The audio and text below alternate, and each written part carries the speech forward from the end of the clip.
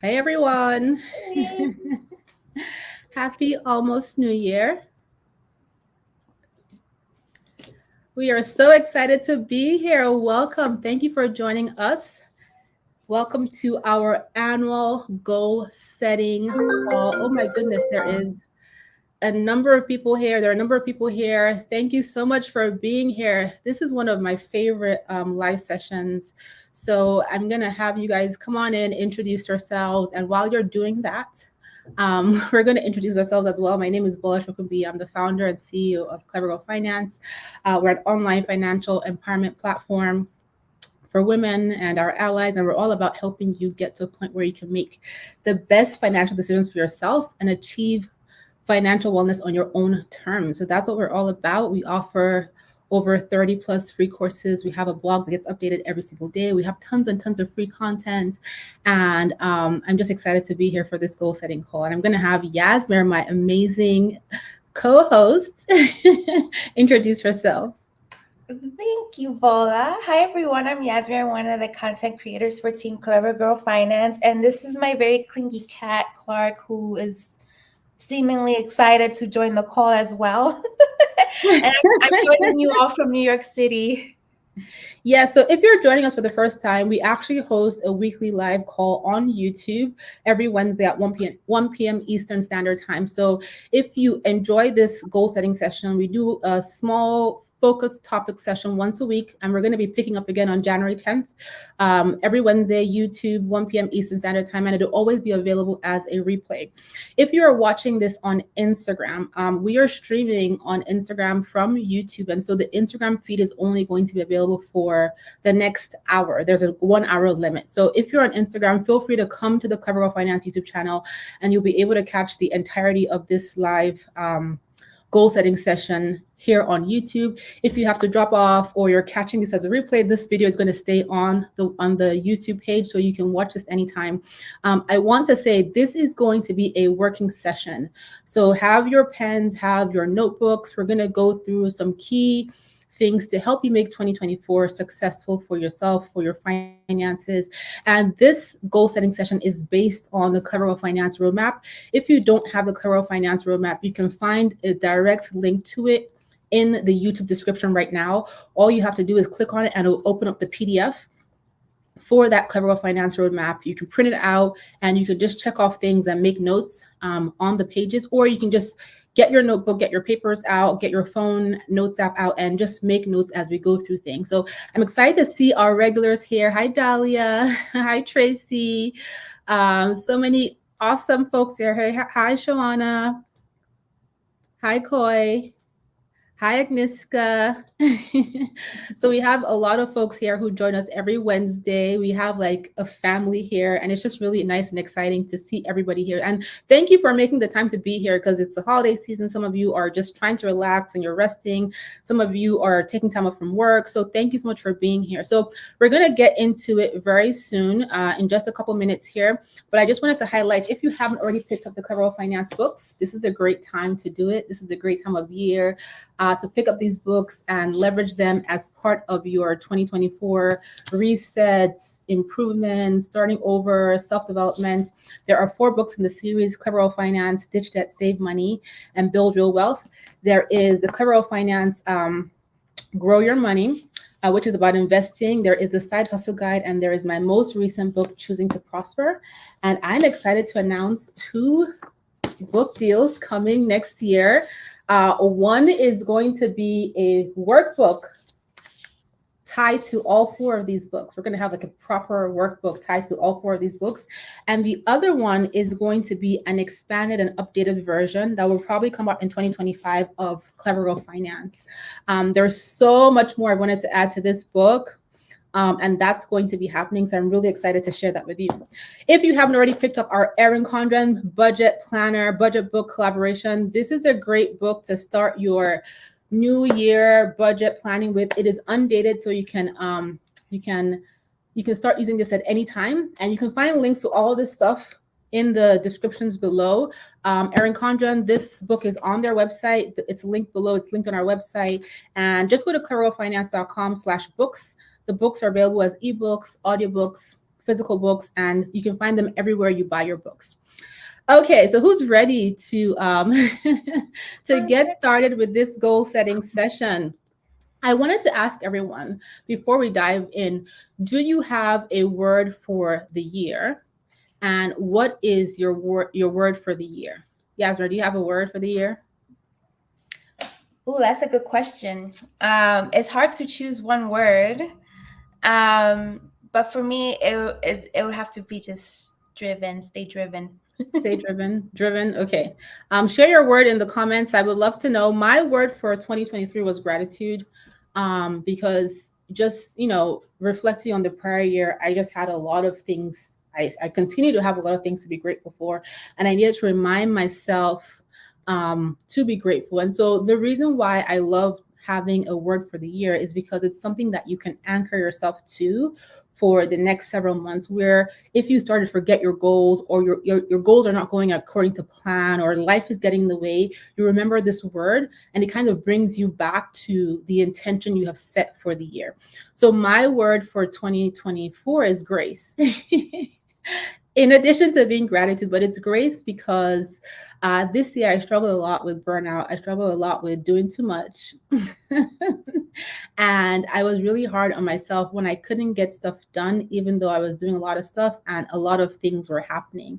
And so I think in order to stay the course long term of what I'm trying to achieve in my life, in my finances, with my business, in my relationships, I have to learn to give myself grace. In addition to being grateful. So that is my word for the year. So I'd love to hear what your words are for the year. Somebody says expansion. Hi, Annalise. Vanessa says consistency. Tasha says discipline. Just sitting pretty said, I have 2 words, big league. I love that. I love that. Dahlia says patience. Katina says commitment. Kapumpe says alignment, consistency, action, abundance. I love these. Prosperity, stability. So write this word that you have said for yourself. You're saying for yourself, peace, growth, restoration. Write down your word and put it somewhere where you can see it often. So my word for the year was at the beginning. Every time I opened my planner, I would see it. And I also have it on my phone as well. So write down your word and don't forget what it is. Put it where you will see it every day. It could be your phone screen saver. It could be a book you open every day, like a planner or a journal, but you want to have it there as a reminder of what you're going to anchor yourself to help you stay on track and remember why it is that you're doing what you are doing. So many great words here. I see courage. I see conquer. Hi, Joyce. I see focus. Thank you so much for sharing. The comments are like coming through like this. It's I see elevation. I love that, Keela. I love that. Okay, so we're going to get into our goal setting session. And as I mentioned, this is based on the Clever Girl Finance Roadmap to Financial Success. You can find the direct link to download this roadmap right now in the YouTube description. It is there. Once you click on it, it will open up a PDF file for you. If you're part of our course platform, this is one of over 40 worksheets that we give away for free. So you have access to this. So we're going to be talking about adjusting your mindset because that is foundational to being successful with any goals that you set. We're going to talk about getting organized, budgeting and saving, tackling your debt, creating a wealth building plan, and planning for the necessary. And the goal is to make this next year your best year yet. My goal is always to make the next year my best year yet. I want every year ahead of me to be my best year yet. And so this session is applicable to you regardless of where you are with your finances. 2023 may have been a difficult year for you and you're starting over. You're in the right place. 2023 may have been a great year for you, and you just want to make sure that you're staying focused. You are in the right place. You may be doing everything we talk about, and you just want to make sure that you're checking everything off the boxes. You're reflecting on anything that you may have missed. You are in the right place. This platform is no shame, no judgment. We're not here to tell you what you did wrong this year. We're not here to dwell on any mistakes in 2023. I certainly made mistakes in 2023. We are here to create a plan so that we can succeed next year. We want to start our new year with intentionality. Yasmin, what did you want to add anything to that? Yeah, I have to totally agree with you there, Bola, about just setting the intention even before the year begins, because then you have it at the forefront. You know, like what your intentions are for the new year, and it's just going to help you with like making your money decisions throughout the year.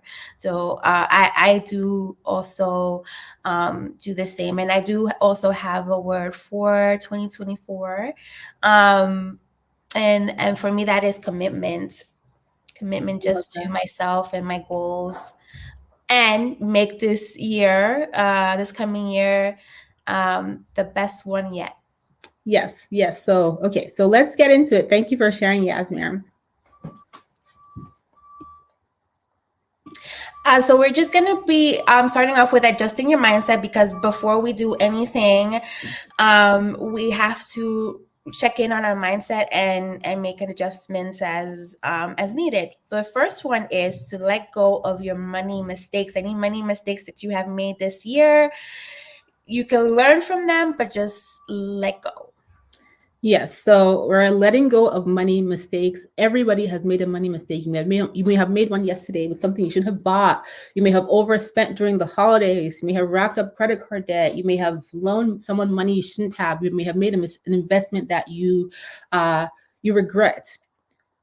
Money mistakes happen to everyone. They happen to the super successful. They happen to people who are just starting their journey. They happen to everyone. The key about money mistakes is being able to reflect on those mistakes and understand what went wrong and understand what you can learn and take away from it, right? The mistake has happened, right? So you have two choices. You either learn from it or you dwell on it. You either learn from it or you allow the mistake to have you feeling stuck, where you feel like, oh my God, I've made so many mistakes, and then you start to self-judge and then you start to self-doubt because you made a mistake.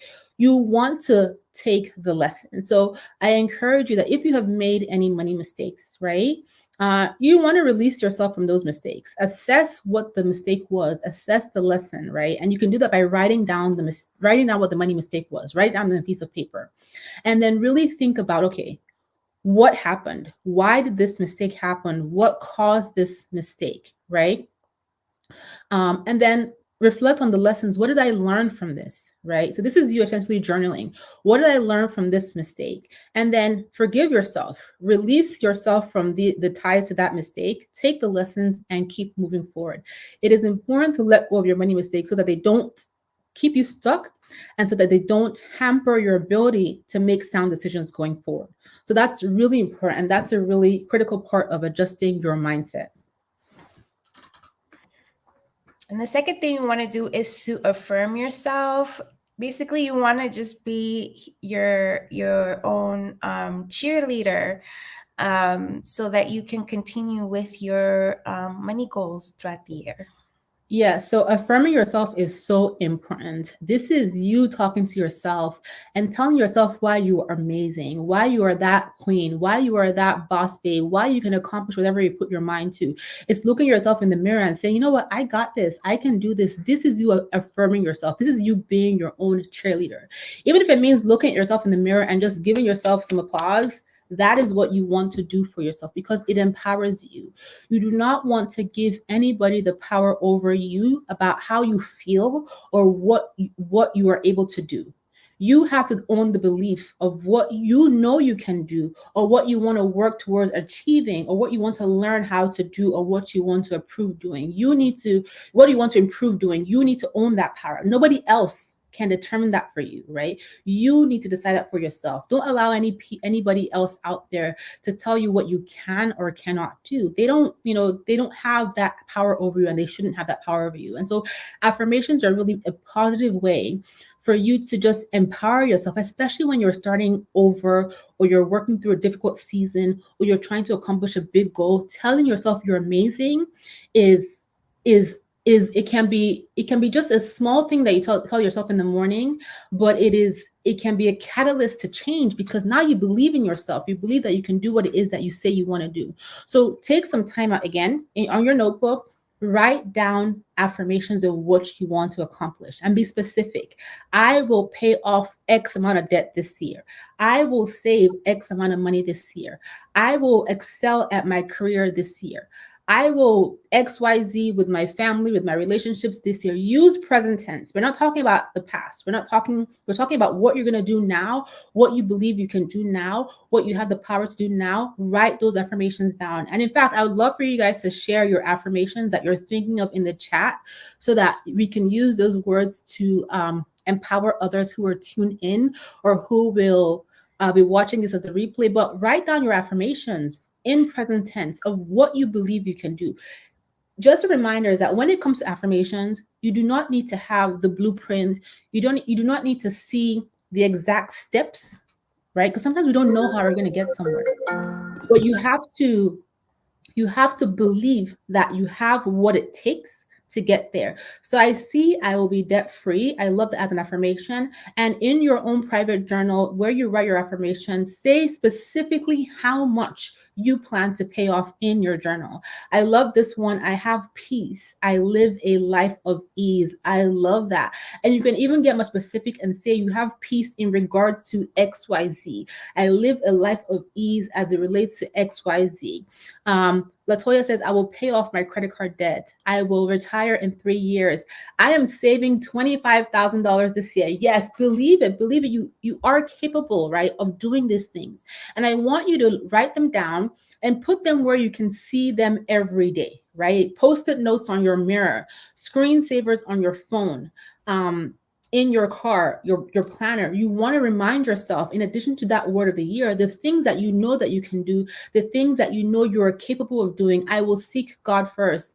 I will live in abundance. I will save money and buy my first home. So Sadie, I need you to tell me exactly how much you plan to save to buy that first home. Be specific with those affirmations. We don't want to generalize here, because we want to be clear on what it is that we want to accomplish, right? I saw one I just love so much. Koi said, I am more than a conqueror. I will overcome $5,000 of owed funds in 8 months. I love that. I will aggressively tackle my student loan debt. I will increase my savings balance. Latoya, by how much? Be specific. Don't be shy with yourself. This is your affirmation for yourself. You are the only person that's hearing this, right? There's no shame. Make it big. Own it. Believe that you can achieve this, because what we're going to do next after this mindset thing is we're going to talk about specific steps, right, for you to achieve what it is that you say you're going to achieve. We're not doing any woo-woo here. I'm going to save a $5 million by the end of the year, but how? We're going to talk about the how. So when you write those affirmations, be clear, be specific, because next we're going to lay out the plans for you to specifically achieve what you're affirming for yourself. CLB says, I will pay off $30,000 by December 2024. I love that. I will rebuild my emergency fund. Own it, claim it. Put this where you can see it every single day. Okay, so affirm yourself, right? Number one, let go of those mistakes. Number two, affirm yourself.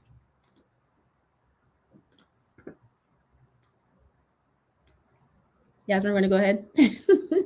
Yes. So the next point, I was distracted reading the affirmations. So many good affirmations in the comments. Thank you so much for sharing, everyone. And just as important as it is of like letting go of the money mistakes and affirming yourself, something very important too that you want to do is to take a look at your circle of influence and shift them if needed. So this could be the people that you hang out with or the people that you follow on social media. Yes. So this one, I just really want to hone in on this circle of influence. Not everybody wants to see you succeed. Okay. I will tell you from personal experience that there are actually people who want to see me fail. Like, they're happy to celebrate when I don't do well. Sometimes it's people close to you. Sometimes it's people in your peripheral. Sometimes it's people who are not directly connected to you. But there are people out there who do not want to see you do well, simply because they are not doing well, and simply because they cannot stand to see you doing better than them. And if those are people that happen to be in your circle of influence, you need to be very mindful. That's number one. Number two, when it comes to circle of influence, sometimes people hold you back. And if you're constantly surrounded by people who are not going to motivate you, who are not ambitious, who are just focused on having pity parties and talking about how they can never succeed, it's going to indirectly affect you. There is that saying of show me your friends and I will show you who you are. It rings true, right? You want to surround yourself with people and influences that are going to empower you, that are going to help you achieve those affirmations, that are going to help you think bigger than what you realize that you can achieve, that are going to cheer you on, and that are going to help you pick yourself back up when you stumble, because it is inevitable that we're all going to stumble on this journey, right? Every goal I have set, I have stumbled, I have fallen, and it's important to have the right people around you, not people who are going to kick dust in your face when you're down, not people who are going to climb over you when you're down, and not people who are going to hold you down when you're down. So consider the 5 people that you spend the most time with. Are these people serving a purpose for you? And are you being purposeful for those people as well? It has to be a give and take, right? Think about the 5 things you spend your time doing the most. Are those things serving what you want to achieve in your life, right? You've just affirmed yourself. So the 5 things you do, are they serving what you want to achieve? I'm not saying don't watch your favorite shows on Netflix. I'm not saying don't spend time on YouTube. I mean, you are here. We're on YouTube. I'm not saying don't hang out, don't eat out, right? I'm not saying that, but like do an assessment of where you're spending your time and where you're spending the bulk of your time. Is it serving you? I'm also not saying, oh, cut off your family members. It's hard to cut off a family member if you live in the same house with them, right? But you can be mindful of what you share with them. You can be mindful of how much you allow them to speak over you. You can set boundaries. If there's someone in your life who is consistently negative, the way you are mindful of what they speak over you is by not sharing with them and not giving them the opportunity to down talk you by setting those clear boundaries. So it is really, really important that you shift your circle of influence. And then once you've done that assessment of the people and the things that you're spending the most time with, determine, do I need to spend less time doing this? Do I need to spend less time with this person? And who do I need to spend more time with? And what do I need to spend more time doing? Your circle of influence is so important. We need to have the right influences, the right cheerleaders in our corner, right? Somebody said friends with poor money habits, always wanting to go out, always wanting more and more. You can take some time off for them. Listen, I'm not available to go out to eat, but we can have a potluck at my house. I'll cook, you cook, we'll have a great time. Right? So it's really, really important that you shift that circle of influence. You do not want to, because I just talked about you are the one who has power, right? Like God, and then you have power over what you are able to do. You don't want to give somebody's words power over you. Oh, girl, please, let's go out to eat. What's the point of saving? We're all meant to be broke. Oh my God, girl, it's a recession. Nobody has money. Why do you think you're going to make any money this year? No, you are going to make money. You just affirmed yourself to that, right? So be mindful of who is on my bus. Thank you, Elizabeth. You are the driver of this bus. Don't just pack up any kind of random passengers on your bus. And guess what? Because you own this bus, because you're the driver of the bus, if you happen to have some random passengers on that bus right now, you can screech to a halt and tell those people to get off. Thank you, but no thank you. That's the exit. Be out. Thank you. Thank you, JG. We appreciate it. Thank you for the super sticker. Kalia said, period. Yes, get out, get up, get your bags, and get out of my bus. Thank you. Okay. Okay, so moving on. So we're now going to get into specific action steps you need to take for your 2024. You may have done some of these things. Some of these things might be new to you. Some of these things may be things you have done partially or you haven't done at all. It's fine. Make a note of specific things that you need to do right now to ensure that you are in the right position to take intentional steps towards achieving your financial goals. I see that you guys are so funny in the comments. Thank you. Next.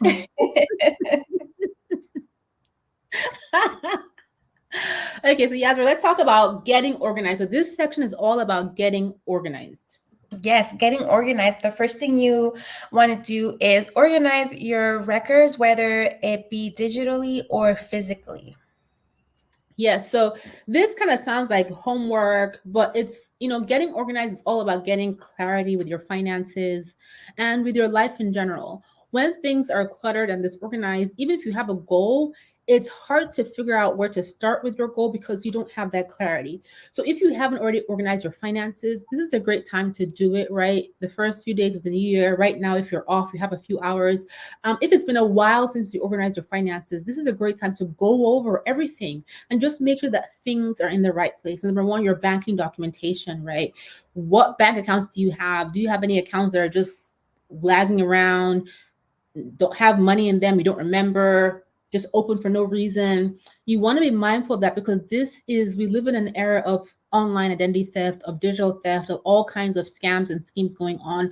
So you want to be aware of all your banking documentation, all your bank accounts, all your loans, all your debt documentation. An easy way to do this, especially when it comes to loans and debt, is to pull a copy of your credit report. You are entitled to a copy by law for free of your credit reports from each of the credit bureaus every year from annualcreditreport.com. You can also, a lot of credit card companies now are offering credit reports, credit reviews. Pull your credit report and just see what it is that you are, what you have documented that you owe. Find your bank account information, your savings accounts, your your retirement savings accounts, your online savings accounts, all the accounts that you have. Pull them up and document them. You can have a spreadsheet. You just want to be aware of all your bank accounts, all your loans. Gather your tax returns, right? You want to have your tax returns for at least the last 7 years as a reference. And you can store them securely digitally in a locked folder on your computer, or you can buy a safe. And then you want to make sure you know where your birth certificates are, your social security info, your any debt certificates that you have to have access to. Have that information. We have a course on clevergirlfinance.com. It's a free course specifically talking about how to organize your records and how long do you need to keep each record. So I encourage you to check that out. There's also a summary article on our website. If you just search organize your records or organize or financial documents on the clevergirlfinance.com website, it'll pull up that article that highlights bank accounts, how long you should have them open, documents, how long you should keep them, etc. So having your records organized either digitally or physically is very important. If you're a caretaker for a parent, or you have a kid in college, or you're just helping somebody else out in your family, you're responsible for certain things, make sure that you are aware of their documentation as well. Very important. As well as your passport, all that kind of stuff. So number one, organize your records. You want to have clarity on what this financial picture looks like. What bank accounts do I have? How much is in there? What loans, what debt do I have? How much do I owe? What other documentation do I need to have? My 401k accounts, my IRA, an account with a former employer. Make sure you have all this stuff ready. Yes, and part of getting organized too is defining your core values. This is going to help you along the way of your financial goals and the decisions you're going to make surrounding your money. Yeah, so defining your core values is we have intentionally put this under getting organized because your core values is essentially what's important to you. It's tied to your beliefs. It's tied to what is important to you, right? Not what the world says you should be or you should have by a certain age, etc., but it's what is important to you. And what is important to you ties ultimately to your happiness and to your peace of mind. So you want to make a list of your core values, right? What would you do if money were no object? What is most important to you if you had enough money? And then you create a priority of this list. And the reason why your core values matter is because the third point, set your goals, is that when you start setting your goals, you want to set goals intentionally. And the way you set goals intentionally is by aligning your goals to your core values, right? And when your goals are aligned to your core values, you maintain that motivation and desire to achieve those goals because those goals truly matter to you. You're not pursuing a goal because your mother said so, your father said so, your boyfriend said so, your partner said so.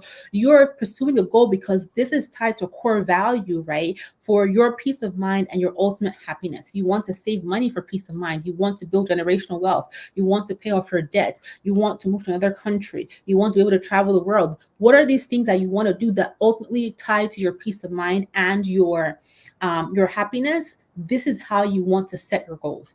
You're not setting goals based on what whoever says you should do. I learned a long time ago that when I set goals based on somebody else's idea, those goals don't ever happen. They always fail because I really don't want to do those goals. Thank you very much.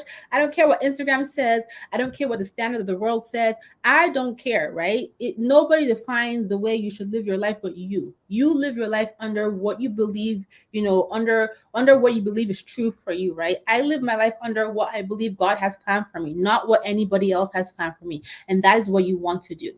I see some comments of scanners. If you get a good printer, a lot of printers come with scanning software. So I have a HP something printer here, and it has really good scanning software. You can also store your files on an external hard drive that you lock with a password. You can buy one of those on Amazon. You can create secure folders in iCloud, on Google, where you lock them with passwords, or you limit access to them. And there's online vaults that you can store information, like LastPass.com. So there's a bunch of places there that you can store information. This is also a good point. Your iPhone and most smart devices have a built-in scanner where you put the phone over the image and it scans it into a PDF and stores it in your notes folder. Thank you for mentioning that. Okay.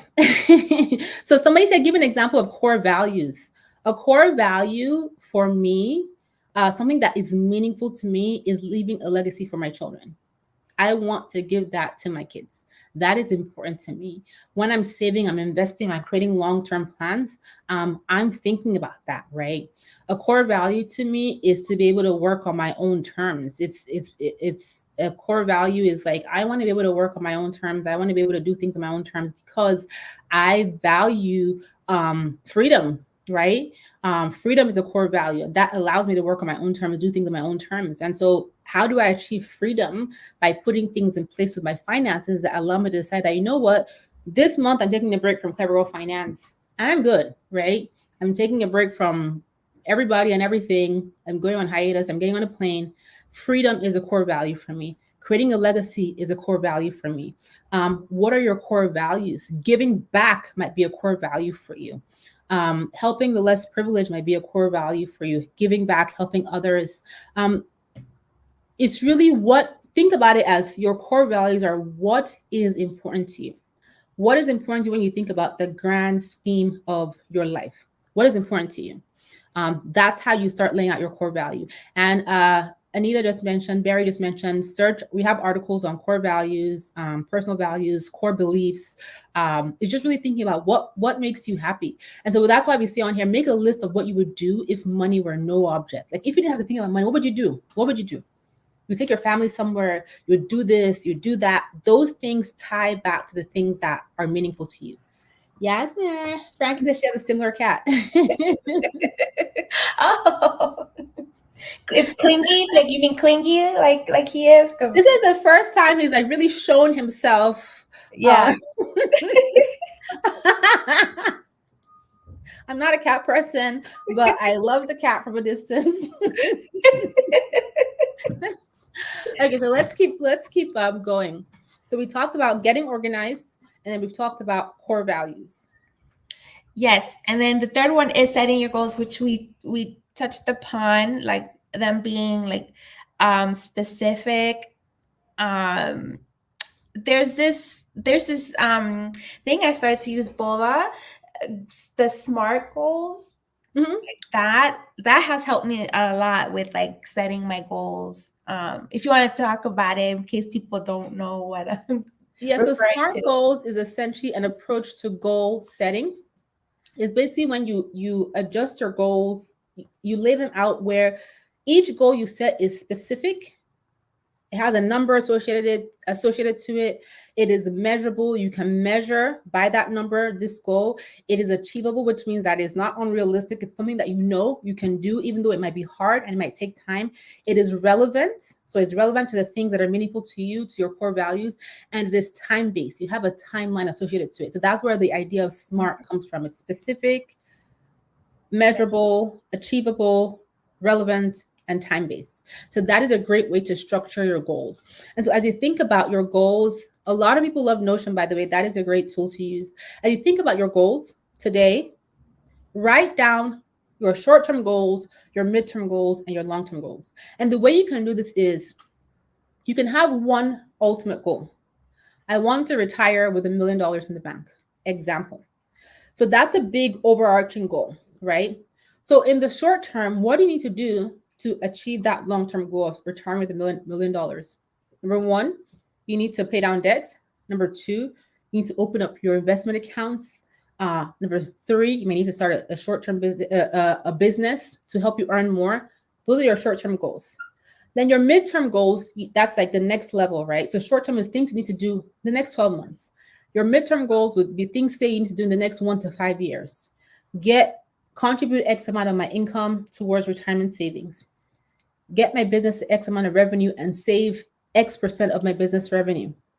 And then long-term goals are continue investing long-term, increase my investment by 10% every year, XYZ. So you have this big goal, and then you break it down into what you can do in the short term, what you can do in the midterm, 1 to 5 years, and what you want to be able to do long-term, 10 plus years that will lead you towards that goal. So that's how you want to write down your goal, leveraging that SMART idea of specific, measurable, achievable, realistic, specific, measurable, achievable, relevant, and time-based. So I would love to know, what are some of your goals right now? Thank you so much, Frankie, for putting that in the comments. What are some of the goals that you want to accomplish in the short term, 2024? 2024 is 12 months. What are some things that you want to accomplish in the next 12 months? Share in the comments. Yes, what are some things you want to accomplish in the next 12 months? Oh yeah, I was gonna ask if I could share mine. Yes, share. Well, mine is to rebuild my emergency fund. I quit my full-time job back in July to take a hiatus, and having that emergency fund helped me to just like recover, relax, spend time in my new home. And it's just time to rebuild that back because, maybe later down the line, I might want to take another break from working. Yes, I love that. And you did have a huge accomplishment this year. You purchased a home, your first home. That's super exciting. Yes, I did. For me, over the next 12 months, I want to continue to grow my business. I want to save and invest a bit more aggressively based on that core value that I just mentioned to all of you. And so, those are two of my short-term goals. I want to get these 2 books done that I committed myself to and I signed contracts for. And I want to be more intentional. This is more of a personal goal, but I want to be more intentional about spending my time, because where I spend my time ties into my energy, and that energy ties into how much I have to do these goals I just mentioned I want to do. Being able to grow my business, being able to be intentional about how can I save and invest more, thinking about ideas, and being able to write these 2 books I have. So just being intentional about my energy ties into my goals. Hi, Jose. I haven't seen you in a long time. I want to add more money in my emergency fund in 2024. I love that. Analyst said, start a business, get into selling some upcycle clothes. We have an article on Clever Girl Finance about how to upcycle clothing. Listen, we have hundreds and hundreds and hundreds of articles written by, I think we have 17 writers, and they are awesome. And we are covering so many awesome topics. So check out that article. Just go to the site and search upcycle or upcycling, and that article will come up. Okay, so let's keep moving. So the next slide is getting organized. We're still on the idea of getting organized. And thank you so much for sharing your goals with us, but write them down. right? Everything you're typing in the comments here, write them down. If you're needing inspiration, pay attention to what other people are sharing, right? But remember, this goal setting is specific to you. It is personal to you. It is what it is that you want to achieve, right? And if you're not sure, take some time to think about it. Go back and think about what are the things that will truly make me happy, right? If money was no object. And that is a good baseline. Okay, so we're going to continue with this getting organized. Yes, we got 2 more points here. The next one is to address your bad money habits. We all have them, and it's okay. It's just becoming aware of them and addressing them. Yes, bad money habits. Listen, if you know me and you watch this channel long enough, you already know my bad money habit. It is going to the grocery store with no plan and then blowing my budget, buying a bunch of nonsense. Yeah, that's what I do when I go into Target. I'm like, I have a list of things to buy, and then like. So you will be proud to know, Yasmin, that this year I did really good with this habit because more often than not, I did my grocery shopping and my Target shopping online, which means I got time to really reflect on what I was going to buy, and I paid my $14.99 ShopRite delivery free fee. But I still saved money because I know that if I was in that store, I would have spent way more than $14.99 on a bunch of crap that my kids don't want to eat, that nobody wants. Yeah, that's So, my yes. habit too, is that I buy foods that I say I'm gonna eat this, and next thing you know, I have to throw them out. It's really bad. Trader Joe's is another one. Listen, Trader Joe's, I go there with a list. I cannot enter that store without a list. Starbucks, let me tell you what I did this year. This year, I bought a Nespresso coffee machine. Was it this year? Last Black Friday, not this year, 2022. I think that has to be the best thing I ever bought in my life because I have rarely, I think if I've been traveling, I've bought coffee, but I have not bought coffee. It makes amazing coffee, worth the investment. I love it. So think about that, Brianna. But yes, list out your bad money habits in your spreadsheet, on your notebook. Write down these habits that, and when I say bad, I'm just saying habits that don't make you happy, right? There's nothing wrong with getting your Starbucks. There's nothing wrong going out to eat. These are not bad things. But if you have developed a habit that's not making you happy, that you just feel like I'm doing too much of this, I could be saving the money, write it down, right? So the word bad is relative, right? Starbucks is not bad. Trader Joe's is not bad. It's just personally to you. Oh my God, I just saw a comment that made me laugh. The side eye from my Keurig, woo child. I'm sorry. But write down these habits and then write down what key action can you take to break the habit. So buying coffee, the key habit was getting my own coffee machine, and not just any kind of coffee machine, one that I really wanted, that has the capsules that I really like. Wasting money at the grocery store. My solution was creating a list, shopping online. So write down the habit and then write down the steps you can take, right? Maybe you go into Starbucks every day and that's fine, but then you spend up $25 buying a bunch of nonsense snacks that you don't want, or you could buy in bulk from BJ's or Costco or Sam's Club and just go into Starbucks and just buy your coffee. Write it down. And then in addition, write down the new habits you would like to develop instead, because when you are replacing a negative habit, a bad habit that you don't like, you want to have something else fill in that space positively, so you're less likely to regress, if that makes sense, right? Mm-hmm. Yeah, have an espresso person. Holla. Barry says she gets distracted at Costco to listen. In fact, I shop online at Costco as well. I don't go into Costco anymore. I shop online. And then if I'm really desperate and I need the fresh items, Costco delivers with Instacart, and I'll just pay the $14.99 and save money that way. Yeah. Jose said they decided to give up Instacart because they charge too much money in fees. It is expensive, but I save money by paying that fee because I'm not physically, I don't know what it is. It's like, when it comes to the grocery store, I don't know. I don't know what it is with me and just new food packaging.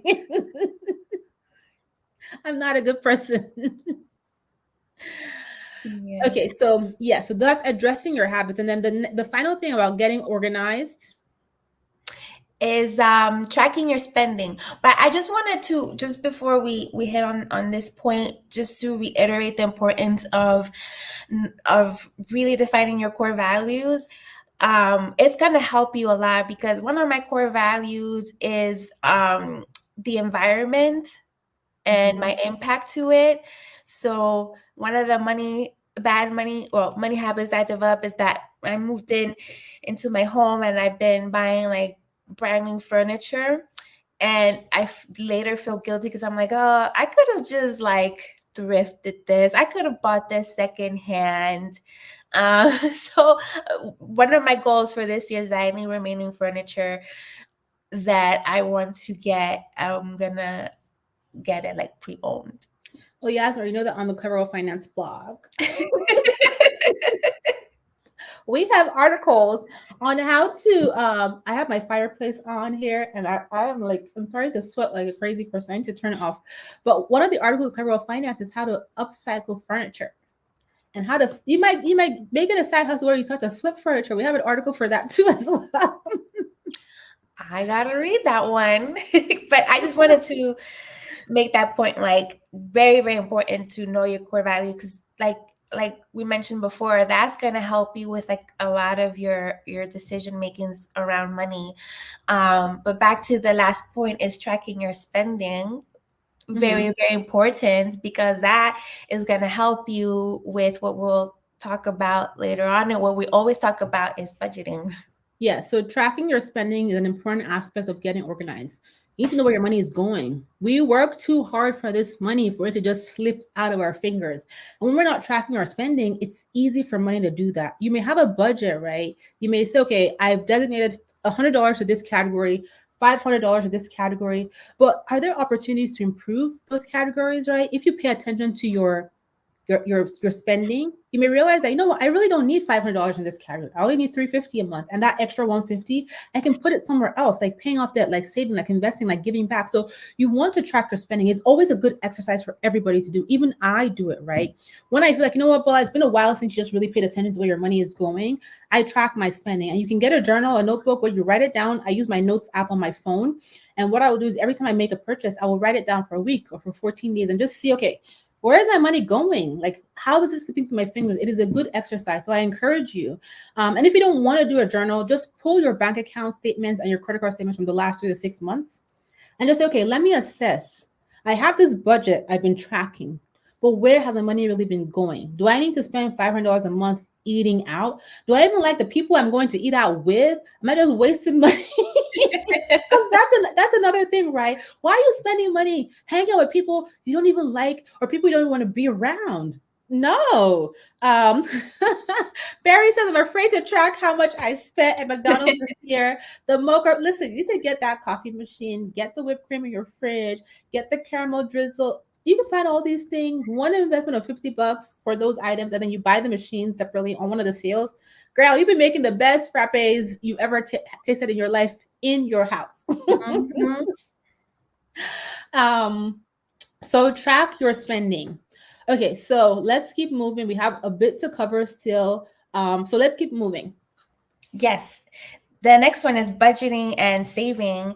And the first tip is to find a budgeting style that works for you. There are many out there. If one doesn't work for you, you can move on to another one. Doesn't mean that you're just bad at budgeting. It's just that you need to find another method that works best for you.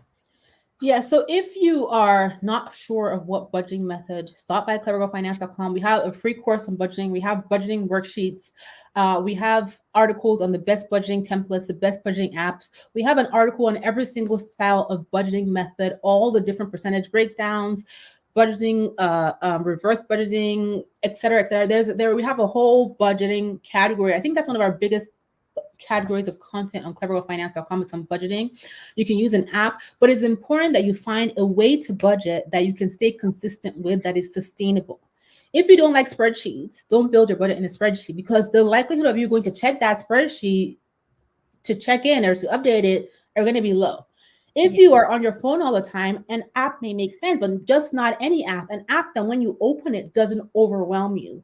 Somebody mentioned Mint. Mint is going away, by the way. They got acquired, I believe, by Credit Karma. So I think it's going away in the next 1 to 2 months. But there are tons of go to your app store on your phone and download the top 5 best budgeting apps, the free ones, the paid ones, and then just see. Sometimes it's a color that might make you not want to open up an app. You may budget. I budget on my phone and with a spreadsheet. I use a notes app. I do not like budgeting apps because I just can't customize them to what I want. But on my spreadsheet and on my phone, my notes app, I've created a system that works for me. So the idea about budgeting is creating a way to track your money that you can sustainably use consistently over time, not just an app because everybody's using this app. If you're not going to use the app, it defeats the purpose of the budget. It's also important that you create a budget in advance of every new month. So this is a great time to create your January budget. What are you going to be paying for on a recurring basis? What are the big one-time expenses you have coming up in January? What are your savings goals for January? What are your debt payoff goals in January? You want to create that budget every month and then check in on your budget. It's not one thing to create a plan and not track your plan. The whole idea of the budget is to make sure you're checking in with what you have budgeted for, right? And this means your budget is a living and breathing tool. It is a work in progress, which means every time you spend money, you need to update your budget, whether it's manually or it gets updated automatically from an app. But it needs to be something that becomes habitual to you. Like you wake up, you brush your teeth, you check your budget. Your budget should not be something you're spending an hour or 2 hours on every day. Really, your budget should take you no more than 5 minutes every day. The same way brushing your teeth takes you a couple minutes, taking a shower, washing your face, check your budget, 5 minutes, 2 minutes, and you move on. This is not supposed to be a burden or anything overwhelming you. It might take you time to set it up initially, but as you build the habit and consistency with budgeting, it's all about checking in, updating. Like my budget every day, I check my budget every day. It's a couple of minutes. I know where my money is going. I know what I plan. I know when I'm like, okay, you know what, Bola, hold up. This is not what you planned. Really quickly. It's just something that happens. So your budget you do not want it to be overwhelming. Kizzy said, that's me. I'm obsessed with doing my budget every day. It's fun. It is fun. And there's people are mentioning tons of recommendations in the comments. Test them out. Not every app that is being mentioned might work for you. Not every way of budgeting may work for you, but you want to find a system that works for you. And it starts with testing. Barry mentioned budgeting every 2 weeks since she gets paid on a bi-weekly basis. We have articles on how to budget if you get paid once a month, if you get paid bi-weekly on Clever Girl Finance. We have that free budgeting course, as I mentioned. We have our budget book with Erin Condren that me, Yasmer, Esther, the whole CDF team contributed to this incredible tool. So like there are resources out there, you want to leverage them. Okay.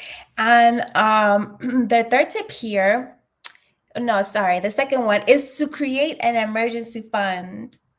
Yes, listen, that backup fund is necessary. An emergency fund is exactly what it is. It is in case of emergencies, in case you have a flat tire, in case you have an emergency bill to pay, in case you have a repair to pay, in case you need to get the hell out of a bad relationship, you need to have that backup plan. That is, listen, when they say, you know how they say there's all these checklists of everything a stylish woman should have, everything a boss babe should have, and they put the little black dress, a black handbag, a black pair of shoes, emergency fund should also be on that list. Red lipstick, emergency, all the things that they tell you need to have, whatever list that you're referencing that's going to make your life, your closet, your wardrobe, your relationships more better, add emergency fund on the top.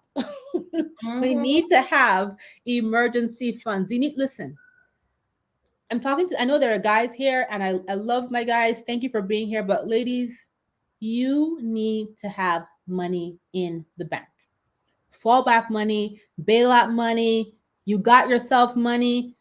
There are so many. Growing up as a kid, I remember sitting in the corner of the living room with my mom and friends would come by, abusive relationships, trying to escape difficult situations, and they could not leave because they had no money. They were spending the night in our house, spending a couple days in our house, talking to my mom about what to do because there was no money. It is important for us to have money. Guys, this applies to you as well. Everybody needs to have their own little backup fund. You do not want to be stuck in any situation that's not serving you, not a bad relationship, not a bad job, not a bad environment. It is Listen, it is so important. This is something that's very, very close to my heart. And I got all serious now, but it is important to have the boy buy emergency fund. Then get the hell out. Emergency. Yes, listen, I subscribe to that. Yes, yes, the FU money. Yes, that's what it is. You need to have money in the back. So emergency fund. Mhm. If you do not have one, set a goal for $1,000. If you are employed, an emergency is more so an inconvenience, right? So if you're employed, start now. $1,000. That can cover 1,000 to 1,500. It can cover your basic emergencies. It can buy you an emergency plane ticket. It can pay for an emergency room bill. It can get you a flat tire repaired. It can help you fix a water heater. It can cover a utility bill. $1,000 is a good thing to have. Now, you want to factor in what happens if I do not have a job and I do not have any income coming in, right? This is where you need to increase that emergency fund 3 to 6 months. And this is not me telling you just find 3 to 6 months of money and slap it into your bank account. This means building it into your budget. So you have a goal, maybe 3 months of emergency savings is $10,000 for you. Every month you put aside 250 or 500 until you get to that 10,000. If you happen to save 3,000 and an emergency comes up, you use the money in the fund because that is what it is there for, and you start to replenish it again. And this again, this is not getting our nails done. This is not getting our hair done. This is not coffee. This is not your mocha frappes. It's not all that nice to have stuff, living my best life stuff. This is survival mode money. Mhm. This is to be able to put gas in your car, put food on the table, feed your kids, have a safe place to live, buy any medicines your household needs. This is survival money. So when you shave off all the fat from that, all the eating out, whatever, you realize that 3 to 6 months is not as crazy as it sounds to save.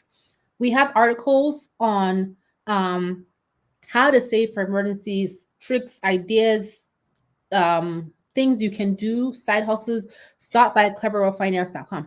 Even if you're just putting $20 a month into an account, $50, $100, please open an account and start putting money there. It is important that you have your own money. Nini says she's a living example of this. She was in an abusive marriage and had $2,000 in emergency funds. I had nothing left when I left, but I was able to leave and restart with my kids. Thank you for sharing that story. And I'm so glad that you are in a better place. But yes, it is so important to have that money. Okay, so let's keep moving. Yes. The third one is to save for your goals. So incorporating your goals into your budget. Yes. So when you budget, build a line item for each of your goals, right? Your short-term goals, your long-term goals, and then establish separate accounts. I will say, don't overwhelm yourself with too many goals because you want to be focused, right? So for 2024, what are the goals that you want to achieve? Maybe you want to contribute and max out your IRA. That's one goal. You want to build your emergency savings. That's another goal. And then you want to save for the long term, for kids' college, for something you want to do in 3 years, to move to another city, to buy a new car. That's 3 goals. So when you have your budget, your most important one is your emergency savings. The second one might be maxing out your IRA. The third one might be saving for that long-term thing. You say, okay, I have $500, $50, $5,000, whatever it might be every month that I can put towards savings. You will divvy up that money towards those 3 goals you have set. So 1 to 3 goals is good. I would say no more than 5. Once you start having more than 5 focused goals, you start to spread yourself too thin. Allow yourself to accomplish one goal with super focus, and then you can shift your priority list up and then add another goal on the bottom. So think about it that way. Mill said to get my brows microbladed. I have a separate account specifically for it. Listen, I love the intentionality. You are welcome, Frankie. Thank you. Said that Adrian said I have saved 6 months in my Life Happens Fund. I love that. Well done. Okay, so somebody said 12 months. So emergency savings, 12 months is great, right? A good basis is 3 to 6 months. If you are in a relationship where you have a joint income coming to a household, 3 months as a baseline is a good amount because the chances that you're both going to be unemployed for the same amount of time are lower. If you're a single, 6 months is a good baseline. However, the more money that's going to give you peace of mind in your emergency fund, the better. I will say you don't want to be too cash heavy because of inflation, right? But again, it all ties back into the circumstances of your life and your expenses. For some people, Their emergency fund is 5,000. Some people it's 10,000. I know someone who their emergency fund is $100,000 because this is what they need to be able to get through a year with all their expenses, all their kids, all their obligations, their business, everything. That's their number. So look at your finances and determine what your number is. I believe the Instagram feed has ended at this point or is ending soon. So if you're on Instagram, head on over to YouTube because Instagram only allows an hour for us to stream live there, but you'll be able to catch us here on YouTube, and this will be available as a replay as well. Okay, so we've talked about budgeting. Now we're going to talk about debt. Let's talk about debt in 2024. Yes, destroying your debt. The answer is yes. Open a separate account for your emergency fund. Yes, I'm sorry. No worries. So destroying your debt, first thing you want to do is create a debt freedom plan. Yes. So if you are, I saw a lot of people mention that they want to pay off debt in 2024. This is the time to create a plan. This means in 2024, you're going to be intentional about paying off your debt. And it starts by being aware of what your debt is. So list out all of your debts. If you have a ton of different debts, you're not sure, student loans, etc., collections, print out your credit reports and go through it. Then prioritize your debt either by smallest balance or highest interest rate. When you prioritize it by smallest balance, it's quick wins. You can pay off each of those small balances really quickly and you feel good about yourself because you're making progress, right? If you prioritize by highest interest rate and you focus on your most expensive debt, that's also a good way because you're saving yourself the most amount of money on interest payments. Both ways work. The key is ensuring that you're paying more than the minimum, as much more than the minimum as you can to your number one priority debt. And you pay the minimum to all the others. With that most expensive debt or that smallest debt, you're paying as much as you can in extra payments to it. Once that's gone, you take that money, you roll it up and you put it to your number two debt. You take that money, once that's gone, you put it to your number three debt. And this is how you have a strategy to pay off debt. The reason why it's important to pay more than the minimum to your top priority debt is because when you pay more than the minimum, you get ahead of how much the money compounds based on interest. Debt is not problematic because you owe money, right? If you owe $10 and you pay $1 every day for 10 days, you pay off the debt in 10 days. Debt is problematic because of compounding interest. And it is compounding based on how much you owe that you didn't pay off the last month. So if you owe $10 this month and then they compound and you now owe $12 and you pay $1, it's going to compound on $11 next month, which means your balance is growing because you're only paying the minimum amount. So it's really important that you get ahead of interest. And the way you get ahead of interest is by making payments in excess of the minimum required payment. Minimum payments are not a favor to you. They are by design. Credit card companies, student loan companies, mortgages, they want you to pay the minimum payment because when you pay the minimum payment, right, that is the lowest amount of money that you are required to pay. They're able to maximize how much compounding based on your interest rate can happen, which maximizes their profit, right? There's a reason why your mortgage is tied to a 30-year plan. There's a reason why your student loan is tied to a 10-year amortization schedule. They do not want you to pay off this mortgage earlier than 30 years or 10 years because if you pay it off early, they don't make money on interest, right? Credit card companies want you to pay the minimum payment. They'll send you things, oh, balance transfer, 0 payments for 6 months. It is a lie because as that money is sitting there waiting for you to pay it off, it's compounding and compounding. That's your money. That's your debt, having more debt babies and more debt babies and more debt babies. Mm-hmm. This is how compound interest works against you. You want compound interest to work for you, where you are the one that's putting money in and it's compounding on an interest rate that's growing for you. And this happens with investing. Compounding interest on debt is what keeps people in debt. It's not the amount, right? So very important. We want to get ahead of that compound interest. Minimum payments are not your friend. They are not a favor. They are telling you this because they want you to stay in that cycle of debt so that they can make money off of you. You are the product. You are the commodity. You are the money maker. Those points are a lie. The miles are a lie. RZ said it's a setup. Barry says, I almost swept the day I really looked at my mortgage statements. Yes. So we have a whole course on creating your debt payoff strategy. We have worksheets associated to it. Go to clevergirlfinance.com/courses. It is linked in the description. Just go to clevergirlfinance.com. You will see on the website, we have a whole course that walks you through this. Okay, let's keep going. Yay, thank you, Trina. Yes, and so it's not just enough to create the debt freedom plan, but you gotta work the plan as well. Yes. Yes. So we want to work the plan. And I talked about this already. Paying more than the minimum payments, getting ahead of that interest, paying on time. Don't skip payments. Don't feel that, oh, I don't have enough money to pay today, so I'm going to skip it to the next one. Don't skip. If you ever feel like you need to skip a payment, pick up your phone and call the company and say, hey, I can't make the payment. I need help. When you skip payments, you allow derogatory remarks to be put against your credit report. We don't want that, right? So call. And then consolidation is an option, but I want you to keep this in mind. Debt consolidation is not debt payoff, right? All debt consolidation does is it moves your debt from all these places into this one place. It hasn't changed your balance. It hasn't saved you money. The only time where debt consolidation makes sense is if you run your numbers and you're getting a lower interest rate and you know that you can pay off that debt before that interest rate expires. When a credit card company sends you a debt consolidation offer, again, they're not doing you a favor, right? Credit card companies have departments that they spend millions and millions of dollars on doing research.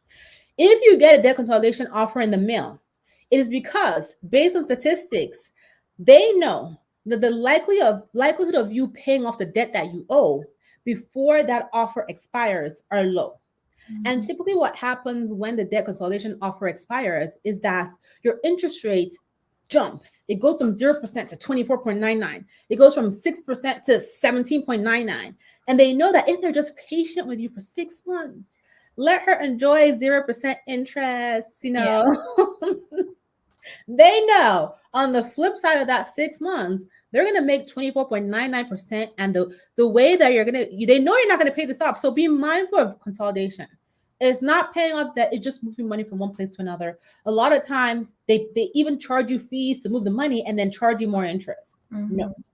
So check out the articles, check out the course on debt repayment. We delve into that in a lot more detail. Mm-hmm. Third thing you want to do is get creative to accelerate that plan. Yes. So how can you make more money to pay less interest and save yourself more money? The interest you don't have to pay to the credit card companies in the future is money you can save yourself, is money you can put towards saving, towards investing, towards living your best life, towards buying your Starbucks coffee. It's money you don't have to give the credit card company. So what can you do, right? You can sell things you don't need, right? Poshmark, eBay, there's all these websites, ThreadUp. Put that money towards your credit card. You can get a part-time job knowing that if you're going to dedicate this extra time in your schedule to go out and work, you're going to be intentional about putting that money towards your credit card. You can get a better paying job where you get a raise and apply that raise towards your debt. You can start a low cost but profitable side hustle where the extra money you make, you can put it towards your debt. You can downsize your lifestyle, right? Do you need all the furniture around you? Do you need all these appliances in your kitchen? Do you need to live in this big, massive apartment if your lease is coming up? Downsize and put that extra money towards paying down your debt. Start thinking about ways that you can get creative with accelerating and putting more towards paying down your debt. And then you want to reward yourself after destroying your debt. Yes, I'm a big fan of rewards. I love rewards. I love giving myself gifts. There's nothing wrong with rewarding yourself, okay? You are not meant to come to this world and pay debt and suffer and die. No, mm-hmm. You're supposed to enjoy the fruit of your labor. And so I always say build in rewards as you're achieving your goals, as you're paying off your debt, as you're meeting your savings goals within reason. Oh my God, the planner is out of stock. Okay, it should be back soon. It is the new year. A lot of people want this baby. It should be back really soon. Don't worry about it. So check back in the next few days. They should restock. But yes, build in rewards. It could be little things, right? It doesn't have to be anything crazy. Build it into your budget. Build in that guilt-free, right? I'm saying that one of my big goals is to save and invest more. I have a shopping budget in my budget. I have a shopping line item in my budget. This is guilt-free money that if I want to spend it, I can spend it and not think about, oh my God, what bill, what savings. You can have that, but it has to be within reason for the grander scheme of your goals. And if you don't spend it, take the money and put it towards your debt. That's perfectly fine.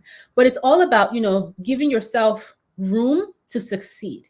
I know that a lot of financial experts are very cutthroat, like, don't do this, don't do that, don't do this. But for many people, it is not sustainable. It is not sustainable to just continue to look at your credit card bills and put every single penny you have towards credit card debt and not be able to even just buy yourself a cup of coffee or buy yourself a bottle of nail polish to do your nails to make yourself feel better, right? There are many things you can do for free. That is very true. But at the same time, allow yourself to be successful. And it can be a small thing. It could be just ordering your favorite meal from your favorite restaurant once a month. It is okay. Give yourself that grace to know that you're doing your best. So Kizzy says it was hurting my mental health by not going anywhere. Exactly. Your mental health, listen, your health, your mental health, your physical health, your emotional health. If you don't have those, you have nothing. You can't work. You can't earn money. You can't. If you don't have health, you have nothing. So keep that in mind. I love that. Thank you for sharing that, Kizzy. Okay, so let's keep moving.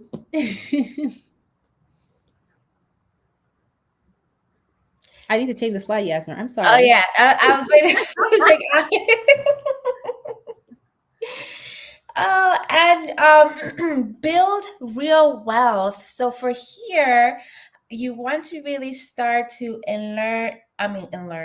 learn how investing works. And of course, we have resources on that. We have our free course.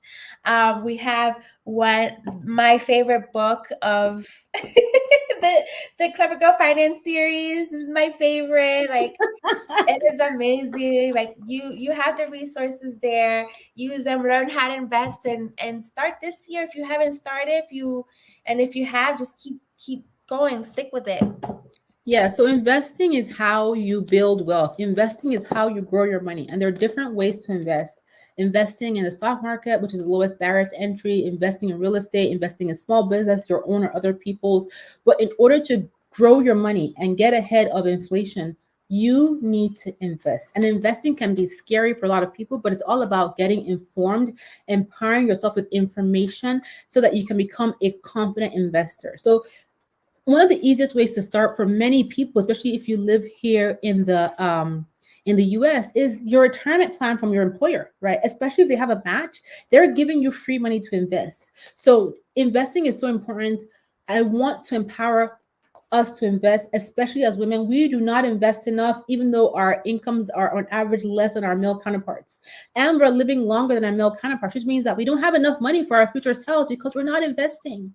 And it is inherent to our nature as women to give. We give to people, we support our kids, our families, and we're more conservative. But it is so important that we put our money to work for us. So we have a completely free, all our courses are free, by the way, if I haven't said that enough times already, but we have a 7-course investing bundle. And we break down exactly how investing works. We have worksheets around investing. You can check out this book, Grow Your Money. This is my investing book.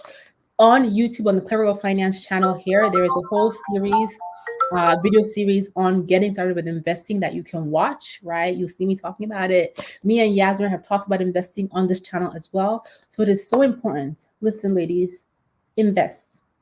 It is great to save, but we want to grow our money. We want to give ourselves options. We want our money to be working for us when we're sleeping, when we're getting our nails done, while we're here on this call. My money is working for me. Yasmin's money is working for her. You want your money to be working out there, working for you on Christmas Day, on New Year's Day,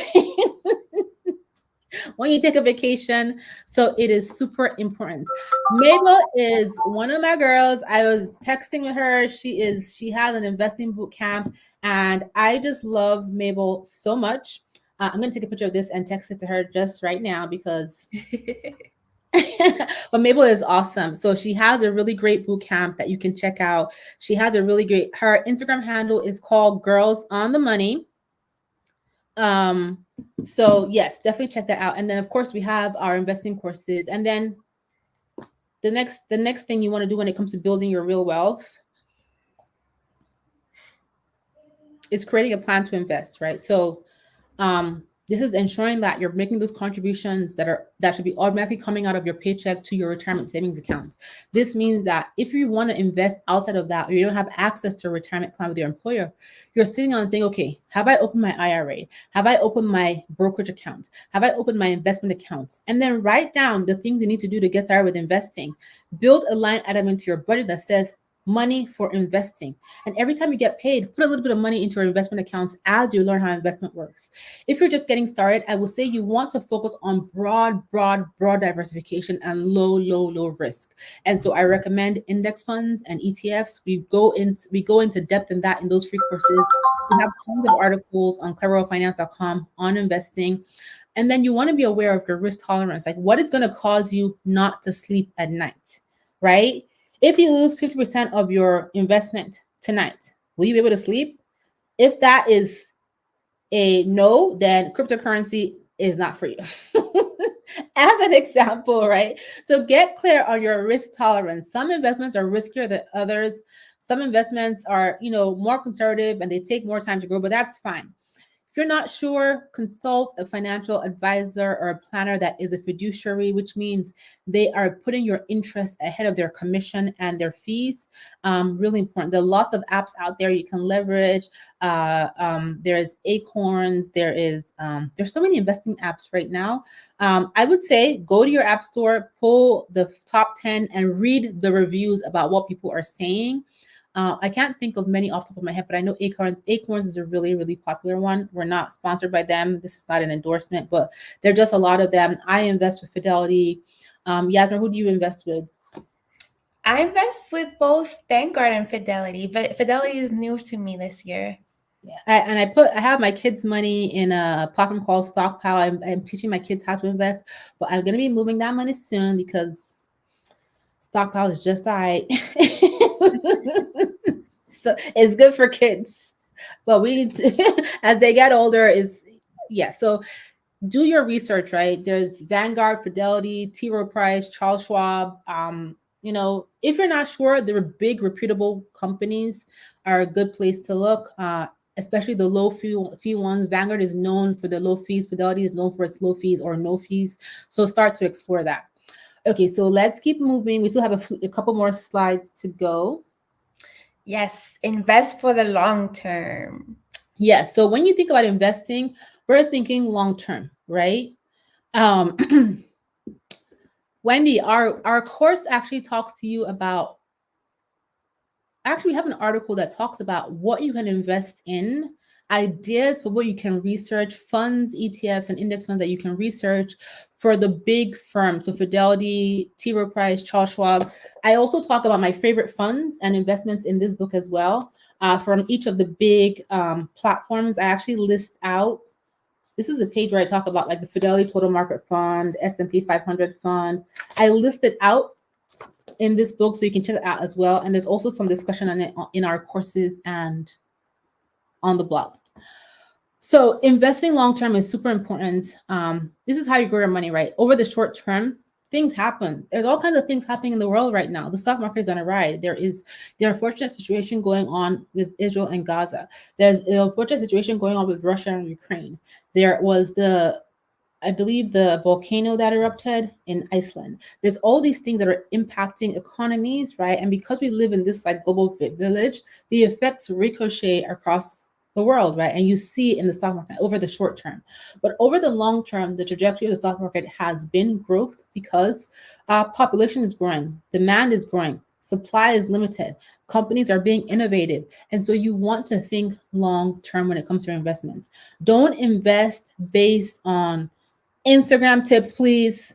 Do your research. Pick up a book. Talk to an advisor. Talk to a planner. Do your research. Pay attention to the news. Do your research. Do not take anybody's word for gold. Really, really important. And then after you start to build your wealth, you want to definitely, and this is very important, is to establish an estate plan. Yeah, so estate plan is essentially, a lot of people think it is morbid, but it is, what do you want to happen to your assets when you're not here? This is, you don't need to be a millionaire, billionaire to have an estate plan. This is, what do you want to happen to this house that you've been paying off the mortgage for 10 years? What do you want to happen to the equity in that house when you're not here? What happens when you don't have an estate plan? When you don't have a plan for what should happen to your asset, is that it's going to go into probate with the state if you live in the US. And I live in the state of New Jersey. And so New Jersey is going to decide exactly what is going to happen to my money and who gets it. And no, thank you. So estate planning is important, right? You can start simply by just designating beneficiaries on your bank accounts, on your investment accounts, right? You can start by creating a will. One of the things, so I've started an estate plan, but my estate plan is not what I would want it to be. One thing I've been having discussions with my planner is about establishing a formal trust for my kids, which means that there's money in this account, and when they get to 18 or 25 or 30, they have access to this money. In addition to having that access, estate plans also allow you to transfer wealth and minimize taxes, right? If there's one thing that's certain in the United States of America, it is death and taxes. And upon your death, your assets still get taxed. Inheritance tax, XYZ. So it's really important. I'm not an expert about estate planning. Somebody just asked me. Estate planning can get very complicated. And so I would suggest you talk to an estate planning attorney, estate planning accountant. I have those people as resources in my life. But again, start with the simple things and you can build onto it. Start by designating beneficiaries, establishing a will, and then determining, do you want to establish a trust? Where do you want your money to go? Your investment accounts, the equity in your mortgage, etc. It's just really important. Sometimes it's just simple documentation that you need to have in place, right? You need to have notarized and in place that will help make the decision. But again, it's really important. So Justin Incudi says, get a lawyer, get a estate planning accountant, and have the conversation. So many of these people will do free consultations with you. I had a over-hour meeting with Fidelity, and there are 5 people on the call with me, and they just really walked me through all their views on estate planning. Fidelity does not do estate planning for people, but they can manage your estate plan. And so that's, if you have a Fidelity account, a T. Rowe Price account, a Vanguard account, reach out to them and say, hey, I'd like to talk about estate planning. Walk into one of their offices, walk into your local bank and say, hey, I just want to learn a bit more about estate planning. Very important. Okay. So let's keep going. There's a few, some information that is being listed here. Susan, thank you. If you have a life insurance plan, your beneficiary would trump the probate system, but all other assets will go through probate unless you have a will. A will can be contested. And so you just want to make sure that you have that will structured in the way that you want it to be. Very, very important. Barry also said, yes, legal benefits. When I worked in corporate, this was a resource that was offered. Sign up for your legal benefits through work and ask the questions. It's a free resource for you. If your company offers this, ask those questions. Thank you for the information, ladies. Okay, we are on our almost last slide. We just have 2 more slides to go. Okay. Yes, and this slide is focusing on planning for the necessary. So the first thing you want to do is build and maintain your credit. Yes. So we've talked about all the things we want to do, adjust our mindset. We talked about getting organized with our finances, making sure that our budget is on track, creating a plan to pay off debt. We talked about investing, and now we want to plan for the necessary, right? Number 1, build and maintain your credit. As Yasmin just said, just start to inform yourself about how credit works. I talk about this a lot in this book, Clever Girl Finance, and we have a free course on credit. We have lots of articles. Listen, clevergirlfinance.com, we have hundreds and hundreds and hundreds and hundreds of articles. No joke, like seriously.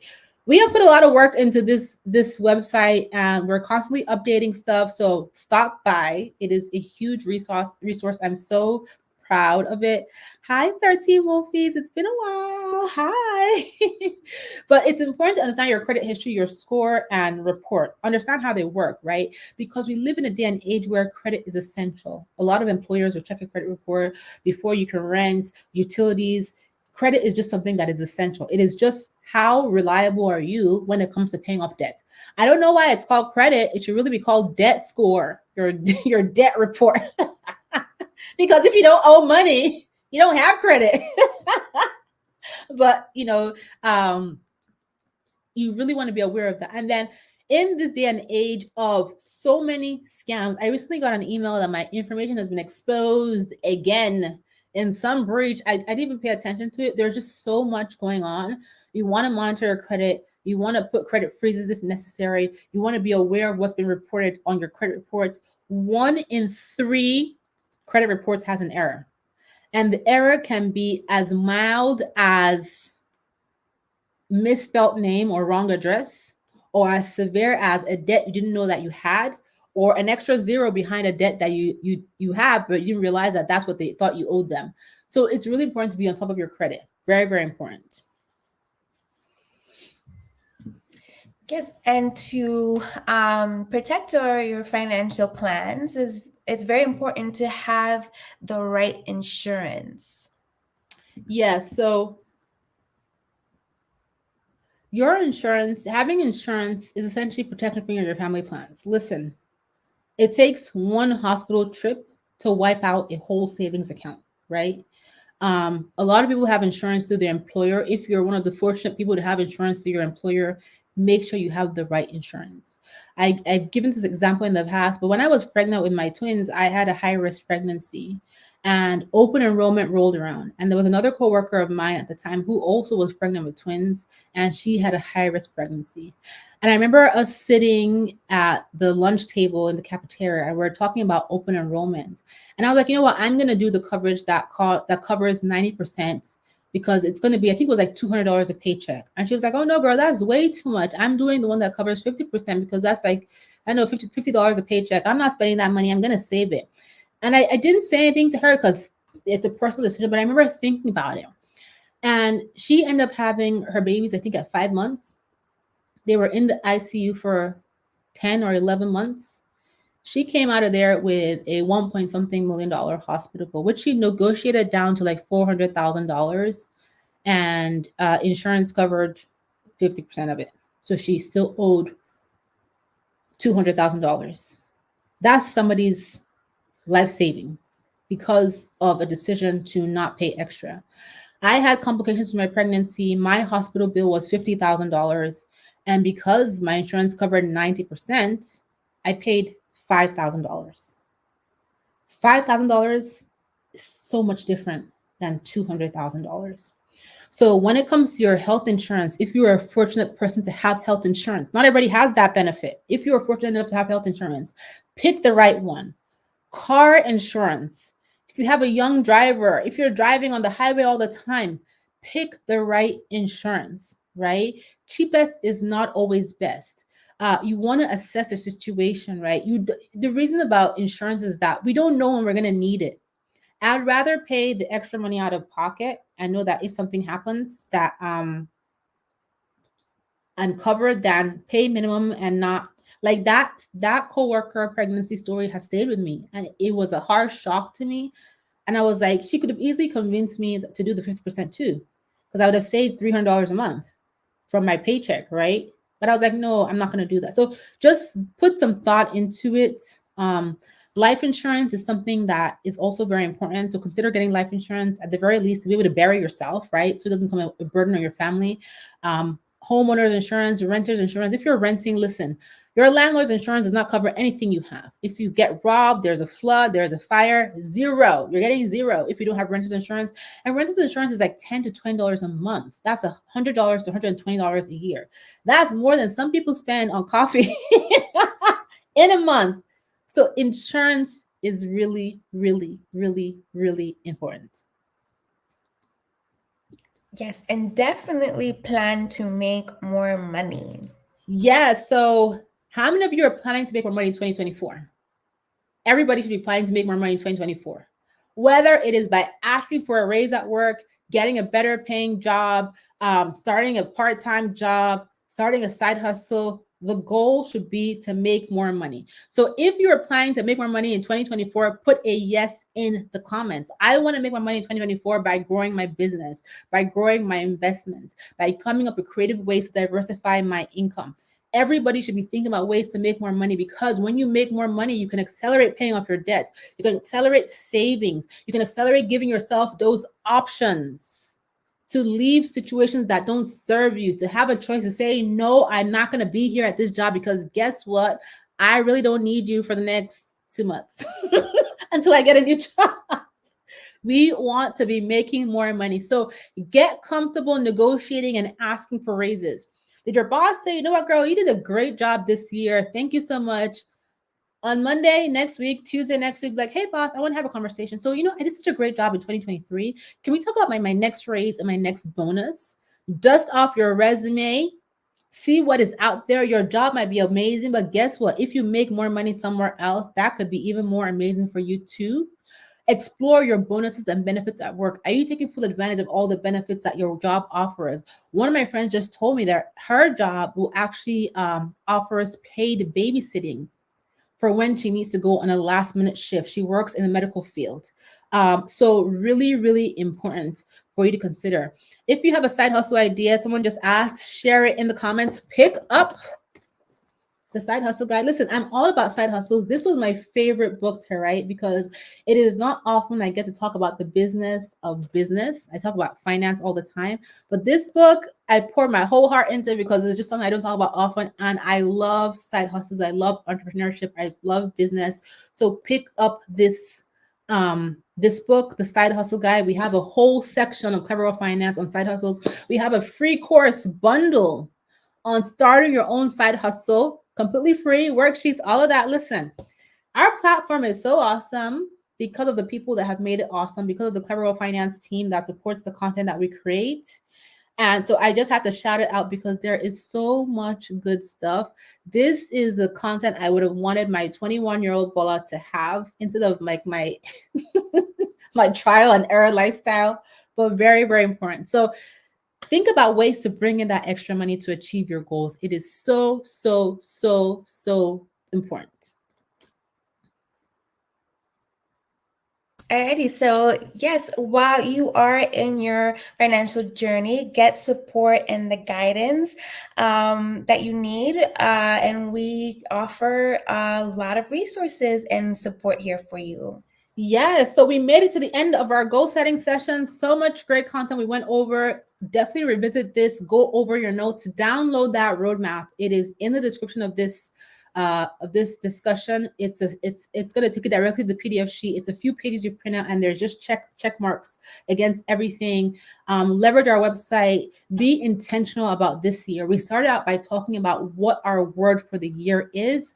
We started by talking about tying our word for the year into how we're going to affirm ourselves and believe that we are capable of achieving success. And then we went into talking about adjusting our mindset so that we can get ourselves in the right headspace to take these actionable steps for our finances that we just discussed. So it is so important that you start this year out, this new year coming with intention. There's no reason why you cannot accomplish what you plan to accomplish.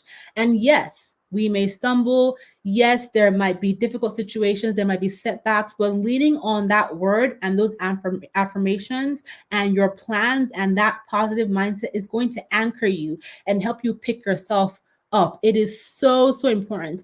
Brianna, if you didn't get the roadmap in your email, just click the link in the description box here on YouTube. The link is right there. It'll open up the PDF. So important. Thank you, Dahlia, for getting the books. When you join our course platform, you can schedule a free call with our mentors to talk through any challenges you're having. Anita Yasner is a mentor. Check out the Clever Girls Know podcast. Our podcast is available everywhere you can listen to podcast episodes. We are on episode 300 something. I can't believe that either. And then follow us on Instagram.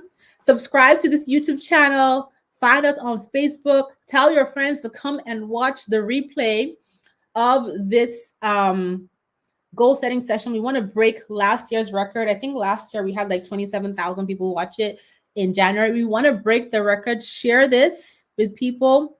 And I'm wishing all of you an incredible 2024. It's going to be amazing. Believe it.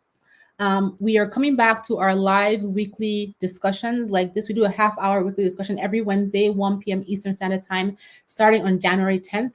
And you will always see the notification on YouTube. So we'd love to have you join us live. And then don't forget to check out the Clever World Finance books. These make great gifts for yourself, for others. Make these the books that you buy this year. Check out the books and then check out the budget planner. Erin Condon should have these back in stock very soon. I'm going to send an email to him as well. I didn't realize we're out of stock. That means that this is doing well. Yay! Super exciting. So thank you so much. Happy New Year. Many blessings. We appreciate all your support. We appreciate you for being here. Yasmin, did you want to add anything? Thank you all for being here, and I wish you all a very happy and prosperous new year. Remember, we're all here to support you. Yes, Happy New Year, everyone. See you in 2024. Yes. Bye. Bye.